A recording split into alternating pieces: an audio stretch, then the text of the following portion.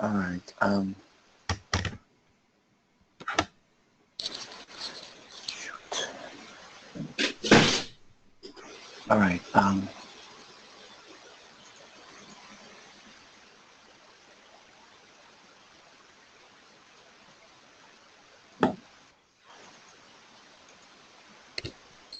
weird.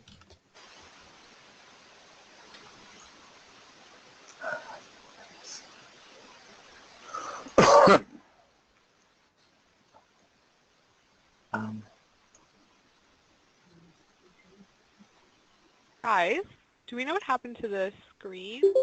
We're working on it. Oh, okay. Just wondering. Hello? Okay.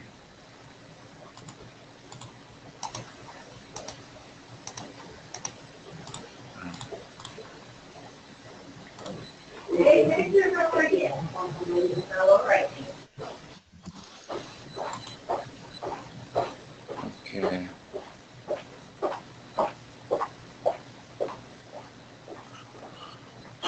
Okay.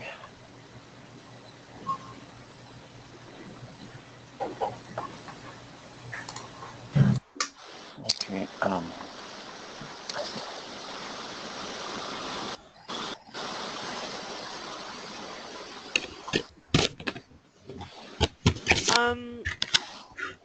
Can you all see Peter? Yes. Peter? Yes. Can you hear me? Are you there? I am here. Awesome. Can you hear me?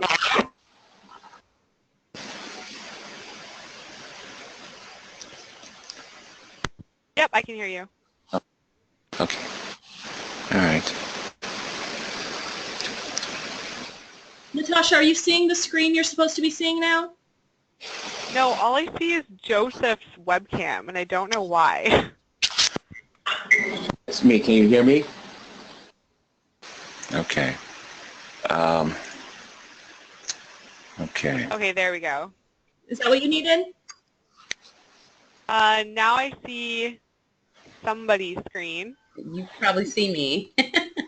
Okay. Give us one moment. I see you now. Can Okay, you so hear me? typically we don't present with the webcam, right? We just do the presentation. Yes, you just talk. Okay, just making sure. Okay, so Peter, can you hear me? I sure can. Okay, awesome. So just want to make sure that Peter will get control of the presentation from his computer, correct? Correct. I've made him a presenter, and he should be able to control everything now. Peter, do you have a PowerPoint presentation? You know what? I mean, I have mine. I assume you're referring to one on in the GoToMeeting viewer. Yes. I don't see anything. No, Peter, what they're going to do is they're going to give you control, so your screen is where you're presenting from. Okay, great. We have actually. I don't see anything. Give me one moment. Sure. There's some background noise. I think Joseph, can you please just mute your sound? Hear me? Yeah, could you mute your microphone if you could, because it's creating a lot of feedback. Perfect. Thank you. Okay, so Peter, we're making you the presenter again, and it's waiting to view your screen. So you should be taking control. So Peter, just make sure that the screen that they're viewing is the one with no notes for the presentation. Let's see. Are you able to do anything, Peter? Yeah, I want to make sure that I'm presenting the correct screen. Okay. And I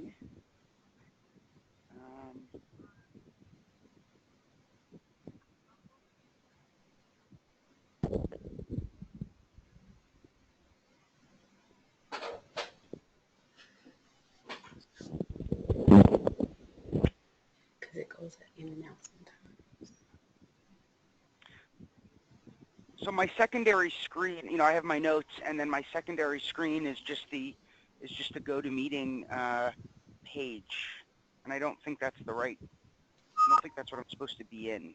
Okay, give me one moment.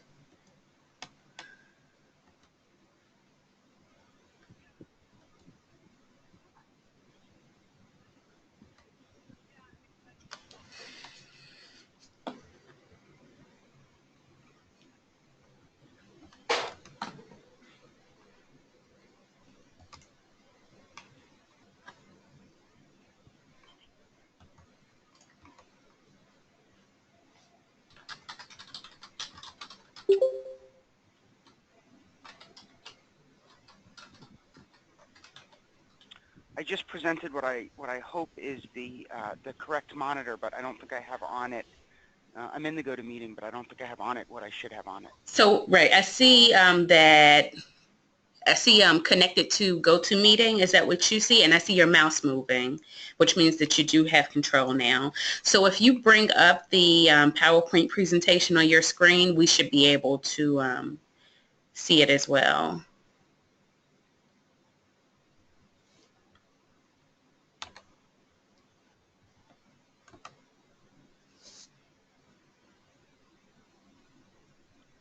All right, bear with me for 1 second. Okay.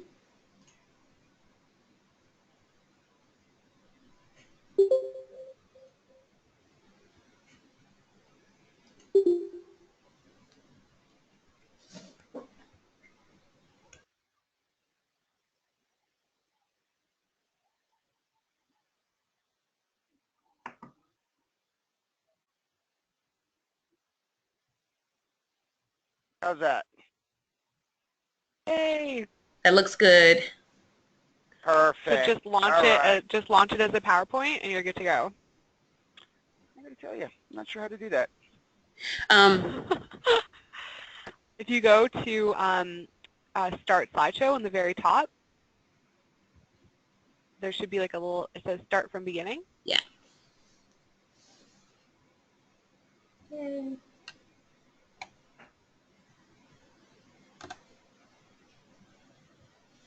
So the problem I have is it's on both screens now, and I lost all my notes.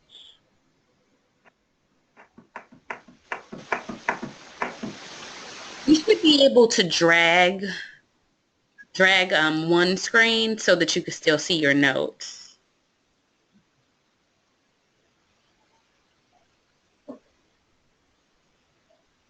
Fortunately, I cannot. It's covering up both of my screens. Can you Okay, so can you get another tablet, borrow one really quickly?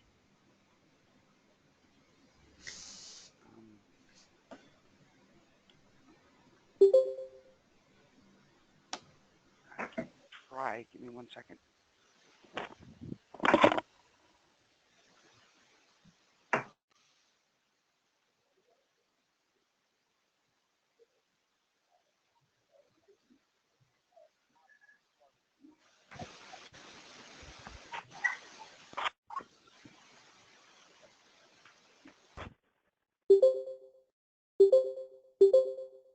Natasha, can you please forward the presentation with notes to Zeta Flores, Flores?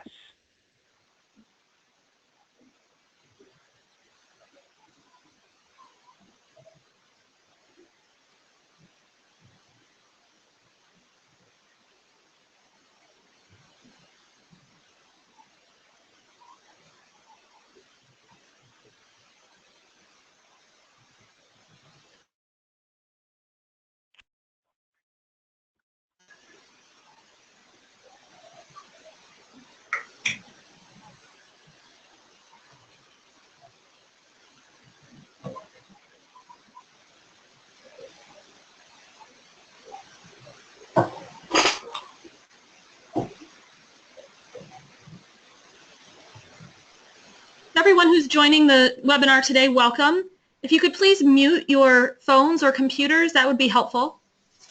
We're getting a little bit of background noise as we try to get started here.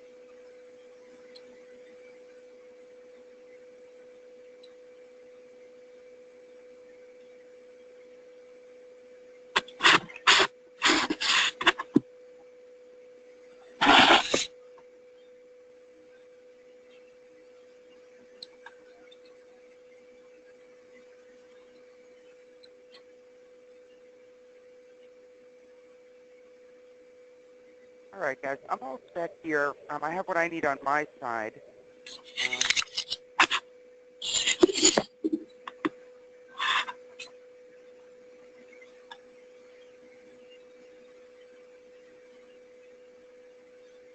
I think we are good to get started if you're ready. 1 second here.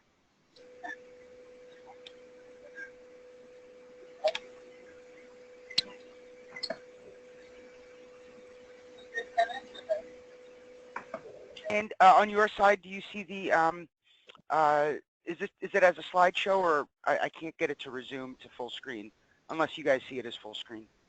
We No, don't it's not. see this full screen, but we can see the content. Go to the top of it and just, if you go to slideshow, it says from beginning again, the slideshow tab on the left-hand side. Can't even open it. Oh, there it is.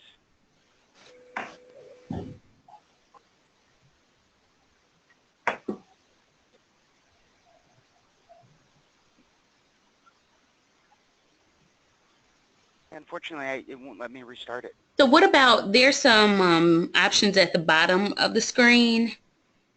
Can you, yeah, the one all the way over to the right, does that one work? Just opens up a resume slideshow button here. Okay, try that. That's what I keep hitting. It's not working. Maybe close it and reopen it.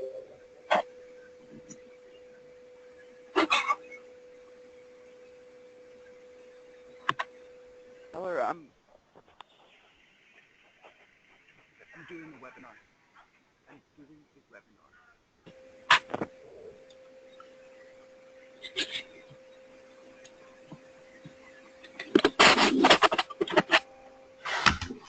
Everyone, sorry for the little bit of confusion here. We're just getting ready to get started. As soon as we have everything up and running, we'll be getting started. This is Kelly Fields from the Alumni Relations Office at Illinois Institute of Technology. My colleague Chanel Hampton is here helping us as well today. Thank you so much for joining us.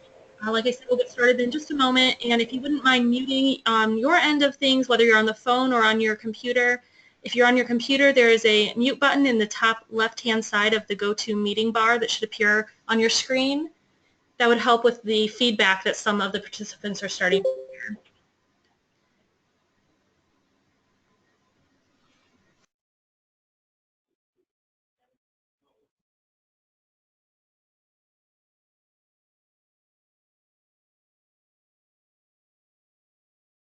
Because I can't relaunch. It's not letting me.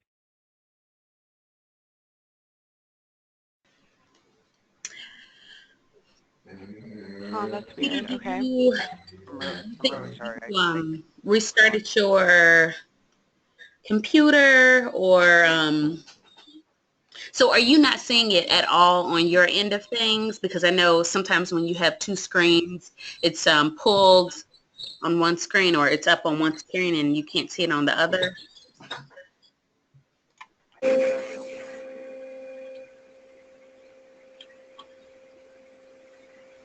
It's just not letting you restart PowerPoint. Is that the problem? One more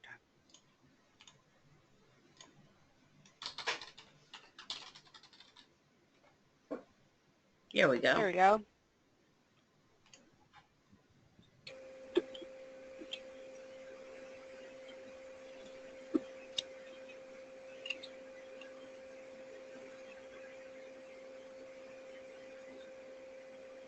How do I open this up in AM? Double. Oh, there it goes. Oh, perfect. There we go.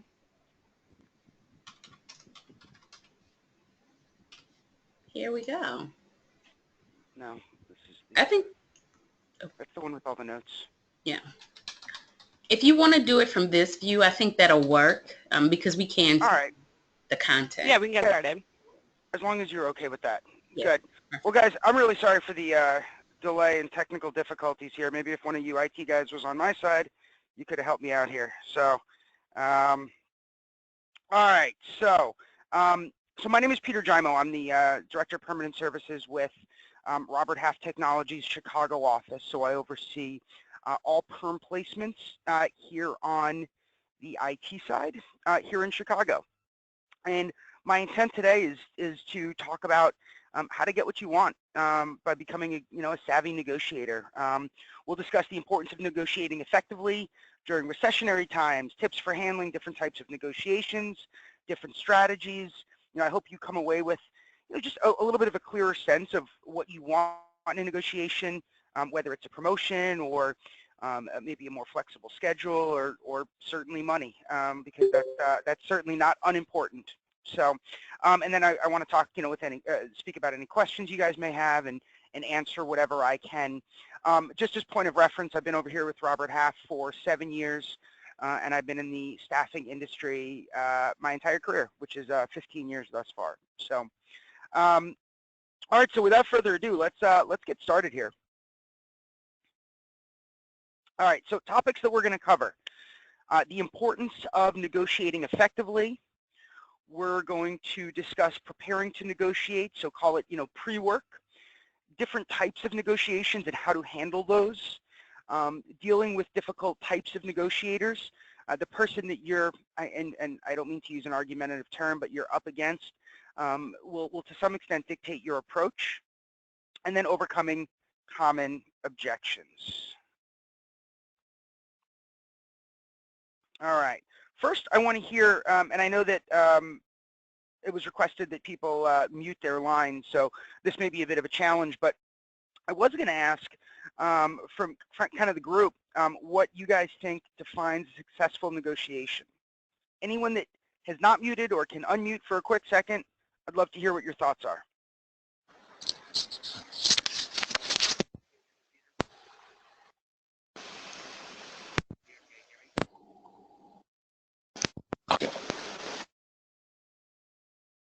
Hi. One thing that I've learned from my current employer is the win-win negotiation method, I guess you can call it, where everyone kind of walks away happy with the outcome. It's not someone's compromising here, someone's compromising there. Everyone has to walk away feeling like they got what they came for, and as opposed to the win-lose how it used to be, I suppose. Sure. And it can go the other way as well. You can walk away getting a massive raise that you're excited about, and now the expectations of your employer are through the roof, and you feel like you won, and they feel like they lost. And, the first time somebody screws up, it's, this is what I just gave somebody a $25,000 raise for to drop our network, those things happen as well. So I agree with you. Coming away where both sides feel like they got something good out of it is what you want. Any other thoughts or ideas? All right. Well, then let's get moving then. So successful negotiation, it results in a win-win when all parties feel like they've come through in a positive way. The importance of negotiating effectively during recessionary times, which I've worked through now 2, maybe 3 times, depending on how you define it, including the .com bust, it becomes more important, okay? When people are being asked to reduce costs, get a difficult project back on track, the person and the organization both face challenges, and that leads to a different negotiation environment. So we're going to talk about all of that.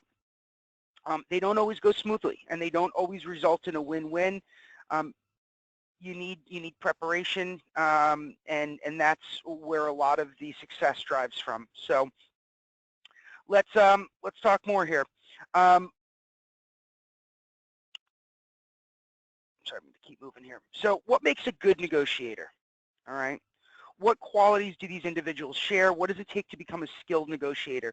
While some people believe strong negotiators are born naturals, there are common traits that we see in those people, okay? Often their advantage could come from practice, preparation, consciously employing and adapting these skills and honing those over time, all right? But the things that I think are most important are the things that are listed here, all right? Skilled negotiators are tuned in. They have a handle on their goals and what they want to come out of that with, okay? They're prepared, so they do their homework and research before the negotiation, gathering, any available information and having that at the ready when they need it.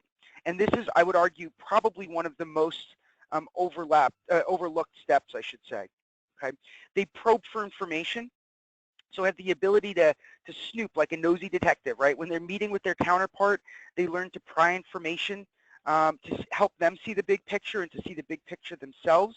So the more you learn about, as an example, and we'll use this, but if you're talking to your boss about a potential raise, right?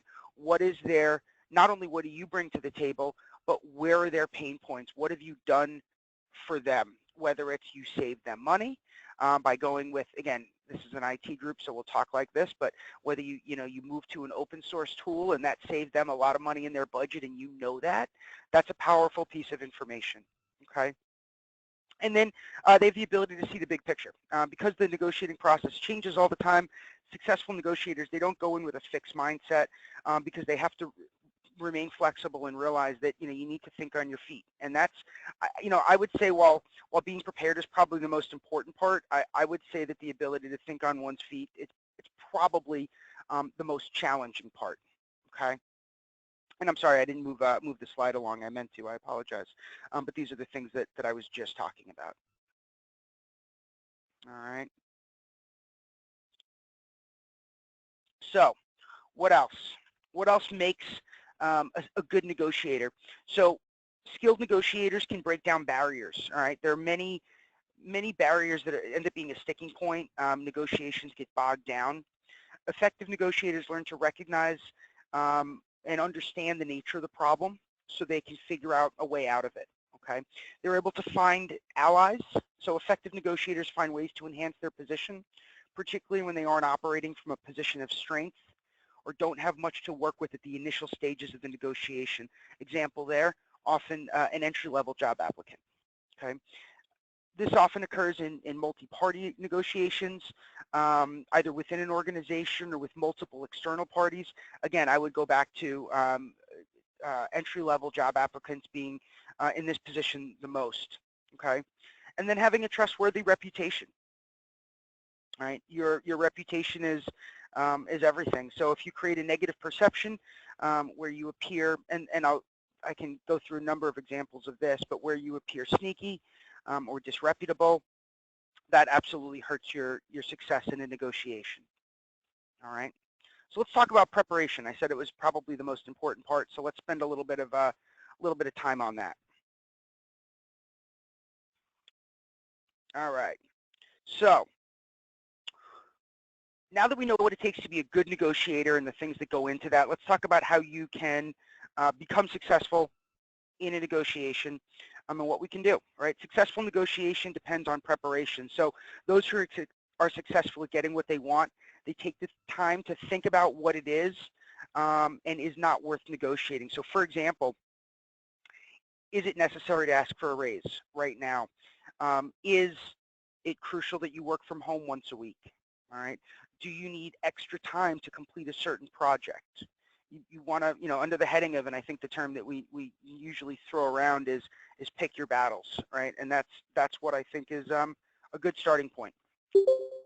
they think through their own position and that of their counterpart so they can ultimately handle anything that may come up during the bargaining process. So again, that's a little bit of thinking on your feet. It's a little bit of knowing what your value proposition is.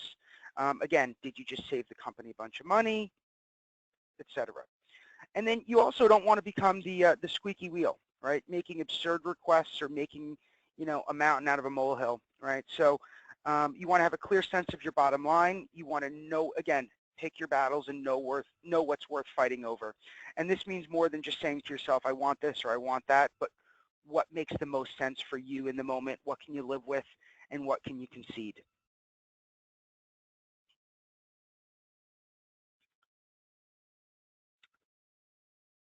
So let's talk about some steps, all right? Before entering any kind of negotiation, you want to know exactly, what you're negotiating and what the best outcome would be. Most people have a general idea of what things they want or what they don't care about. Unfortunately, general objectives tend to render general results. So, we want to get something specific. So formulate a detailed plan and a detailed picture in your mind of what you want and create a list of your demands. And I actually don't like that term, but I'm going to put that up there. So your demands. For example, if you're applying for a new job, your list may include desired salary, benefits, vacation time. Know what that looks like. Be very specific in your list of items. Specific demands carry more negotiating power. So if you say, I want flexibility versus I need to work from home on Fridays, that's a better tool. When you know exactly what you want, you feel more confident, and your counterpart will respond generally more favorably. Okay. You may not know right away what it is you want, and that's okay too. That just means you have to step back and spend some time thinking about that. All right. Finally, know what you're willing to give in. And this is, again, I'll come back to it, but picking your battles, what are you willing to give in on? That number, that may be a salary piece. That may be, and I should have kept slides moving here. Sorry. But, did I jump ahead? Sorry. That may be a salary piece. That may be vacation time. It could be anything. All right. All right. So fallback plan. Fallback plan. So identify possible concessions. All right. No one gets everything that they want. Negotiations no different. Process requires that we give and take from both parties. So you should always be prepared for some sort of compromise. To avoid giving up too much or giving in on the wrong issues, know in advance what concessions you're willing to make. Consider your list of demands. Decide which items you absolutely must have, which items you'd like to have, and which items would be great to have. For example, if your request, to work a compressed week is denied, agree to a 5-day work week if you can telecommute 1 day a week. That might be your fallback plan. So I want a compressed week, but I can live with this, right? Have a plan B. Think of alternatives as your safety net. So if you can't negotiate a deal that both parties agree with, you should always be prepared to walk away. For every plan, you should have a plan B. So many times when negotiators aren't prepared with an alternative perspective, they feel like they have no choice but to take what's offered. If you have a plan B, it just puts you in a better scenario to negotiate. So if you request a salary that you deserve is denied, ask about the possibility of a year-end bonus or a salary review in 6 months. I do that all the time when I can't get a candidate the money that I'm looking for. I say, great, can you do an early review in 3 months, where if they prove themselves, you give them that $5,000 increase that they wanted up front. Often we can come away with that, or at least I can come away with that. So hope that makes sense. Next, research and rehearse. Under the heading of recommending things I believe in, I do this myself. I do this myself with certain conversations that I know are going to be challenging. Certainly not your everyday conversation, but I go over these in my head when I need to as well. So first of all, do your research, know your counterpart, your subject matter. If you're preparing for salary negotiation, research the average salary range for the position, keeping in mind the company and its culture. You can find information online on different sites. Quick plug for the Robert Half Salary Guide. We offer that as well. speak to a recruiter, talk to friends, gather as much information as you can. And then going ahead to, rehearse, practice with a friend, practice in front of a mirror. I don't do that. I just go over it in my head. Like, so, all right, so I know I'm going to be speaking with the CTO. I'm trying to get this candidate an offer. I know they're going to come in low. What do I want to say? And I'll review those in my head 3, 4, 5 times. And again, I've been doing this for 15 years. I still find value in doing that. So I think that's a pretty important component. All right. So handling different types of negotiations. Right. We're going to cover some common types of negotiations that you're likely to encounter in your career. I'll share some strategies that I think can help and lead to a positive outcome. So salary negotiations, project fee negotiations, if that's something that you're doing, if you're doing, say, freelance consulting, workplace negotiations, all of that. So salary negotiations, start there, because that's what we usually think of when we think of negotiating. So asking for a raise at any time is usually it's a hard undertaking, but asking for one during a recession is even harder, even for those with amazing negotiation skills. Yet it may be the right thing to do, especially if you feel like you're being paid far below what you're worth or far too little for the effort you're putting in. So failing to ask for the raise can lead to feelings of apathy towards your job, which that sometimes results in poor performance, your work ethic, etc. Being paid far less than you're worth could also lower your self-esteem, your overall sense of happiness. So we like to get more money, right, where appropriate. So here are some strategies, all right, I'm going to talk about to help you get there. So justify your reasons for a raise, right? Review your past work, what you've done to help advance the company, what have you contributed, are you directly involved in any revenue-generating operations for the company? I know that, again, this is generally an IT group, but IT people get into sales engineering, which leads directly to revenue generation, probably the most direct revenue-generating activity that an IT person will get into. It's important for you to justify your own reasons for a salary raise. The easiest way to do so is to relate your work to any possible contribution to your company's revenue. Again, try to be creative about this. So again, I'll use, it's not even revenue, I'll take that a step back, and if you convert from, again, it's kind of my example that I use over and over, but if you move from a very expensive tool to an open source tool, as an example, how much did you just save? How much did you save over the course of a year? Think about those things, okay? Time it right. So the key to successfully asking for a raise is proper timing, keeping in mind that a raise might not be an option in a recession. Don't ask for something you know your company can't provide. If you determine a raise is possible and warranted, try to ensure that your request coincides with a positive time for your boss, for your company. Right after a project failure, again, probably not a great time, so think about that. And recognize the risk, keeping in mind that asking for a raise, even in a, in a great economy, it is always a risk. Your boss may consider other options, right? Your boss may look at other people on the team, and there is a risk. So that's why you need to, again, this goes back to the notion of being prepared. It can be a risky undertaking. So you don't want to be scared, but you want to, again, you have to recognize that. And we can, I'll take questions on that because I realize that might lead to some questions, but let's come back to that. Project fee negotiations, all right? This is if you're doing both freelance consulting and even if you're working with a recruiting firm, okay? When going into a meeting with a potential design client, as an example for like creative folks, negotiating costs can be the most difficult part of the conversation, arguably harder than a salary negotiation just because it's a little bit more arbitrary. So both parties should be looking for a mutually beneficial relationship.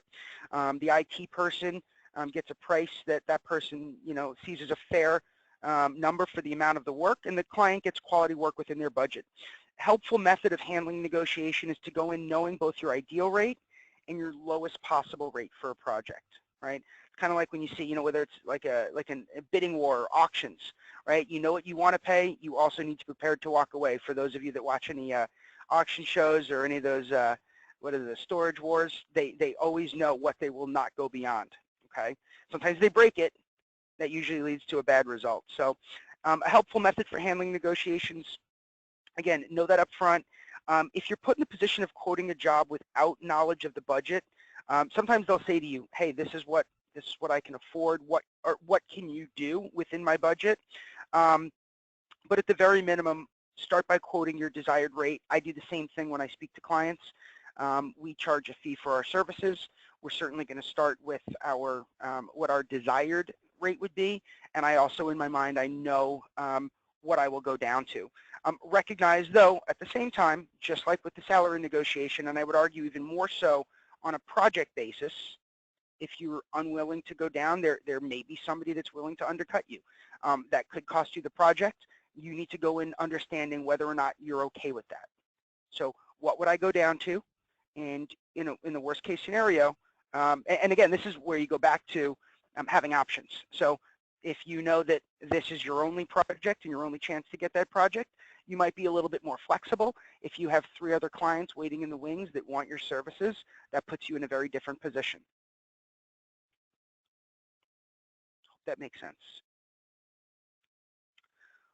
Little quote from the creative people at one of the creative guys from Target, Whirlpool, obviously some well-known companies. In every instance that I've tried to skip the brief to save time or hassle, it has resulted in ambiguity and design by committee. Briefs are critical in evaluating your results and clarifying the initial project or problem and project scope. This applies more, talk about briefs in the creative world, which, not my, but we have teams that focus on that. All right. Knowing, and this goes back to the project piece, what will happen if deadlines aren't met? Okay, in addition to asking basic questions about the company, its goals, target market, project specifications, budget, and timeline, you want to think carefully about any consequences that may result from not sticking to the information outlined in the brief, right? And again, this goes back to the creative piece. For example, what will happen if deadlines are not met, the budget changes, you don't receive all the information you need to complete the project, etc. All right, let's talk about some other types of negotiations. So you'll encounter other types of negotiations at work. Some of these are with colleagues. It may be with your manager, which is what you normally think of.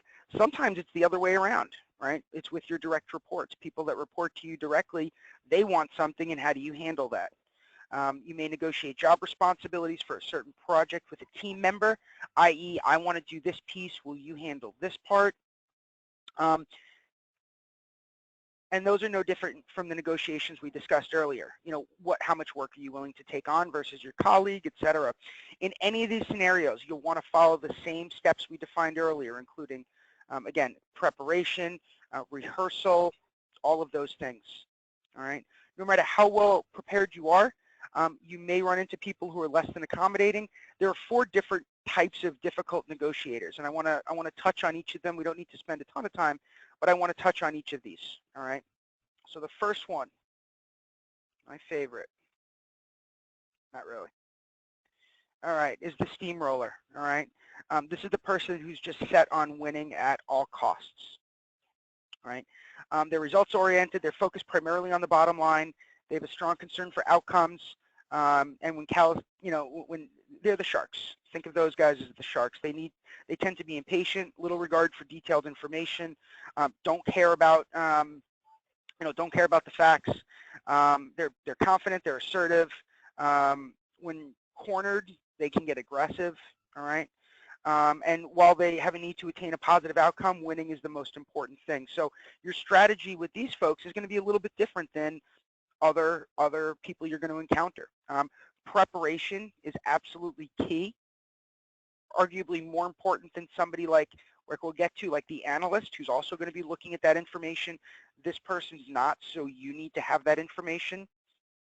Be clear about your bottom line. Be ready and keep your interactions focused on business. This will help you maintain assertive, direct, focused, and concise control. Ask questions that allow steamrollers to find solutions and suggest acceptable alternatives. Don't be too aggressive.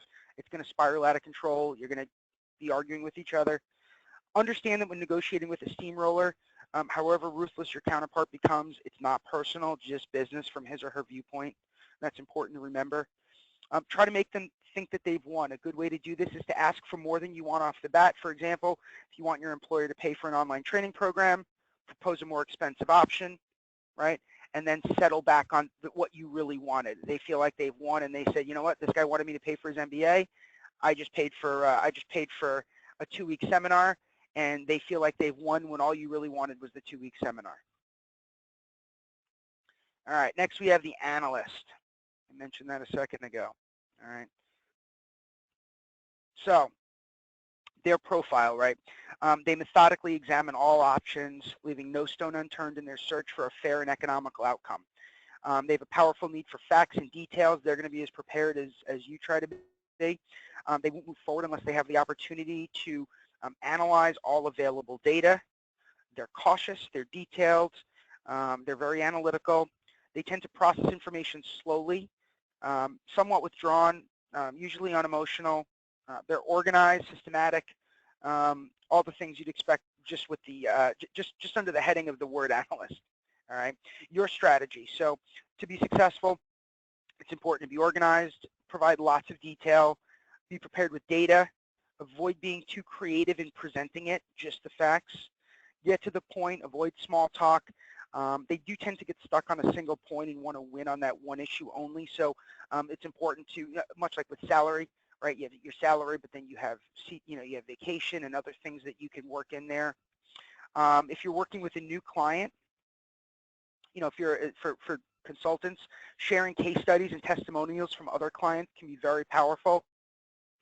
Be honest and ethical, and demonstrate means in which outcomes will be advantageous in terms of money, time, or resources, because they're probably analyzing those things themselves. And then lastly, be patient and respect the person's requirement to process that information, right? If you try to steamroll them, that's not, and going back to the steamroller, that's going to be equally, if you're an analyst and you get steamrolled, that's not so good, but don't be the steamroller, especially with somebody like an analyst, okay? The uninformed.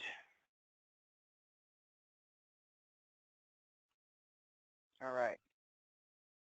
So these individuals don't really know much, but don't let their ignorance get in the way of their opinions. So they're going to have their opinions, and even though they don't really have the information to back it up, their opinions are still just as strong. They exaggerate, they can mislead, they can appear irrational. So your strategy with them is first to recognize and understand their constraints. So if they don't have information, you need to have that information. All right. Give them a little attention. Ask them to clarify information. If any of their information is incorrect, give an account of the real solution. Don't be condescending. I know it's tempting when you're talking to somebody that doesn't know what they're doing, but don't be condescending. Give them the information they need to understand the situation. Look for red flags. For example, if you can't break through to a client that's all hot air, it's a good sign that your future interactions will unfold the same way. In this instance, it just might be better to walk away. And then the caver. It's a cute little picture. All right, so here's the caver. These individuals are personable. They want to be liked when all other people are involved. They often are the good cop. They try to befriend you by pretending to act on your behalf and defend you from the bad cop. They keep the peace, avoid conflict. Your strategy, make it safe for them to talk honestly. Help them plan, ensure your commitment to them, show genuine interest in them personally. Listen, be patient, take your time. You don't want to do the hard sells with them, okay?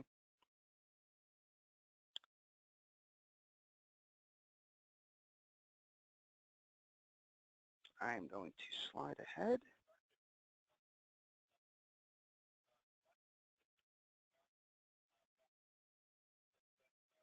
So I'm going to come up to this point here. First of all, there isn't one technique that works all the time, all right? Preparation is always going to be key. Being flexible is the key to making a good deal. Don't get emotional. It's very easy to do, even for people that have done it a while. Know what you're talking about. Be confident. And those are my thoughts. We have some additional resources here that were passed on by our folks. So feel free to take a look at that. And then I'm going to open it up to any questions you guys might have.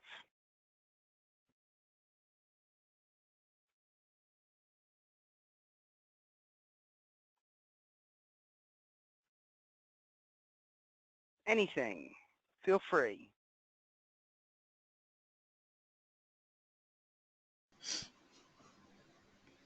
All right, guys. Well, if that's the case, I appreciate your time today. I hope that there's a good takeaway in there, maybe 2 or 3. And I appreciate all your time. Okay, and thank you, Peter, on behalf of the Alumni Relations team and IIT. We really appreciate you doing this. And thank you for everyone else that called in today. We really appreciate your participation. Okay. My pleasure. Thanks all.